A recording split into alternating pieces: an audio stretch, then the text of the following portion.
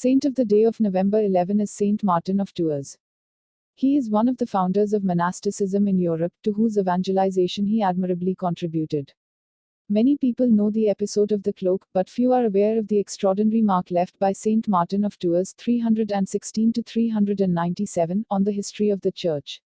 Not by chance called the Apostle to the Gauls, the saint is one of the founders of monasticism in Europe, to whose evangelization he admirably contributed. He spread the word and love of Christ for all men and fought both Arian heresy and paganism. Native of Pannonia, in the territory of present-day Hungary, he himself had grown up in a pagan family. His father, a military tribune, had named him Martin in honor of the god Mars.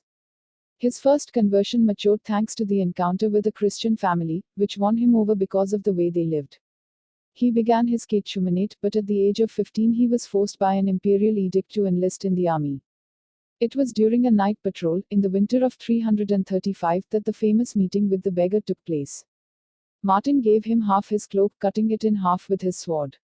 The following night Jesus appeared to him in a dream, surrounded by angels. He heard Jesus say, "Here is Martin, the Roman soldier who is not baptized. He has clothed me." When he woke up, he found himself with his cloak miraculously whole, and shortly afterwards he was baptized. The last pivotal point was when he was discharged from the army, which took place when he was about 40.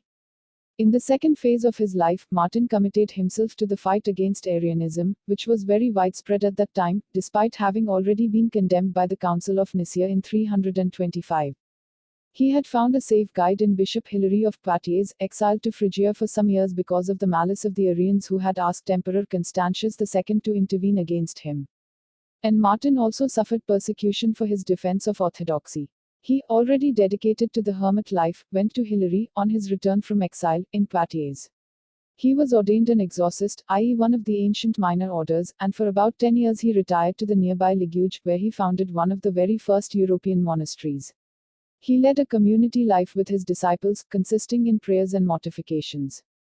In 371 his fame of holiness was such that the Christians of Tours resorted to a stratagem to have him as bishop. They invited him to assist a sick woman and then brought him before the community that acclaimed him. In the end, without abandoning the ascetic life, he accepted and exercised the episcopal ministry with great solicitude. He baptized, freed the possessed, worked miracles, preached and cared everywhere for the sick, the poor and prisoners, assisting them in the needs of body and soul. As Sulpicius Severus, c. 360–420, one of his disciples, wrote, "He who everyone already considered holy was thus also considered a powerful man and truly worthy of the apostles." In Tours he founded another monastery, later known as Marmottier, in which he prepared the religious for mission.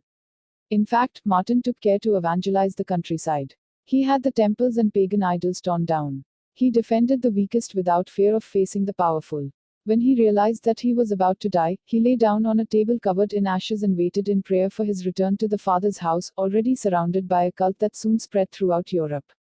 Patron of France, Hungary, papal Swiss guard, beggars, soldiers, wine growers.